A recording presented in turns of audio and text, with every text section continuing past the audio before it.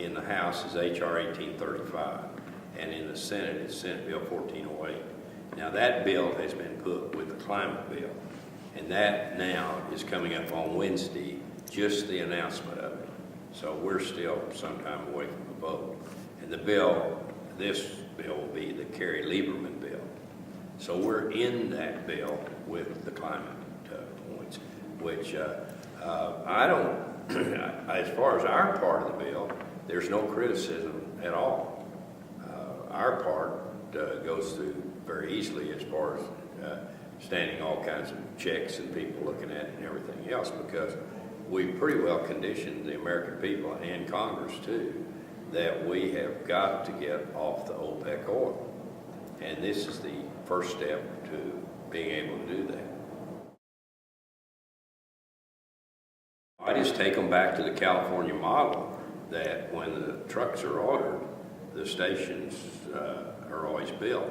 And I take them then back, clear back to Henry Ford and the Model T Ford. I said, do you think for a minute when Henry Ford said he was going to build a Model T Ford, somebody said, oh, you can't do it because there are no stations. The stations will be there, and I don't think the federal government should even waste their time thinking about that part of the plan.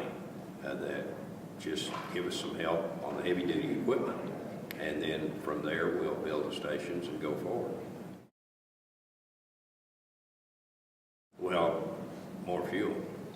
Okay. So I'm trying to reduce the dependency on foreign oil, and OPEC in particular, which is 5 million barrels a day that we get from OPEC.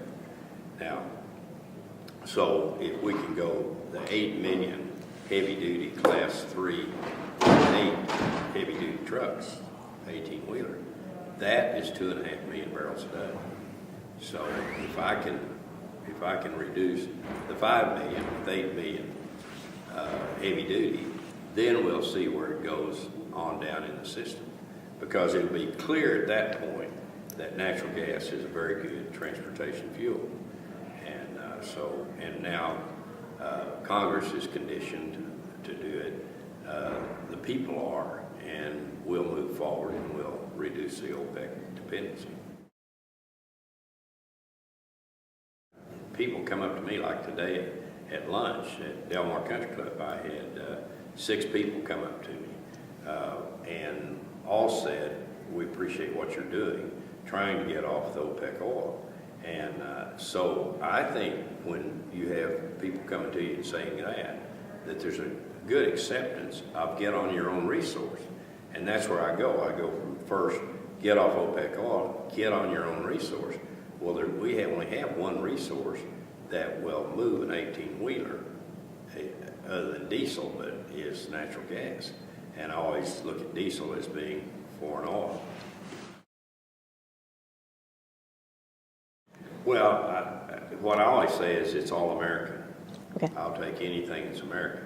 Somebody says even ethanol, sure, I'll take ethanol. I'd rather have ethanol than I would OPEC oil. And that's, again, we're importing 14 million barrels a day. 5 million is from OPEC. But I consider that OPEC is oil from the enemy. When we buy OPEC oil, we're paying for both sides of the war. And that's where I think there's a great urgency to get off of it. So I think all fuels, yes, will get a chance. And if our leadership can stand up and deliver the message to the American people that we've got to get off of this oil because this oil is dangerous for us and we're paying for both sides of the war. I don't know whether we can ever get our leader to say that or not. I do think you're going to see the leader at some point say that we have to use our own resources. But remember, this president, when he accepted the nomination in Denver, he said in 10 years we will not import any oil from the Mideast. He said the same thing in the 4th debate when Bob Schieffer asked him the question about foreign oil. He said, we will not import any oil from the Mideast in 10 years. So the only way you can come to that, making those kind of statements, you have to get on your own resources or quit using oil, something. And so then you move to using natural gas as a transportation fuel. we now, in the United States, we have more natural gas than any other country in the world. We have now passed Russia, Iran, and Qatar.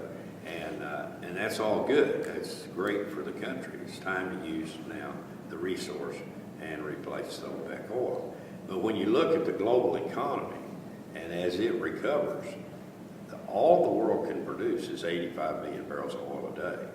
So if you only have 85 million barrels, then as demand goes above 85 million, which it will very shortly, then the only way you're going to control demand is with price. So the price of oil has to go up to kill demand. And so I think that's exactly the way it's going to unfold. Just like it did in the fourth quarter of 08, is that demand ran up, it was in the third quarter, but projections were demand was going to be 87 million barrels a day, and the price started to move up to kill the demand, which did happen. But at the same time, it was a little bit masked by the fact that you had a global collapse. So the global collapse killed the demand. The price dropped from 147 down to $35 a barrel. But I don't see something that severe happening again, but we will run up again. And when you do, you'll kill demand and price will have to back off. A problem that we're on the edge of that we're going to have to face is that the Chinese have spent over $200 billion acquiring oil. They've done it in two different ways. One, they've purchased oil in the ground, and they have loaned money to countries that have oil, and they will take oil as payment for those loans. And that is going to cause some problems because that's going to take a lot of oil out of the global market. And if you only have 85 million barrels, now the Chinese, I think, have actually arranged for more oil than they need. So what does that mean? Well, they now are going to have control of oil that will have to come back on the market, or it will go into storage in China, or they'll have some other use for it. But I don't like to see the Chinese have all this oil, and we have arranged for no oil at all. The United States have. We're totally at the mercy of the market. And so now we had a chance to fix ourselves pretty well, and that was the Iraqi oil.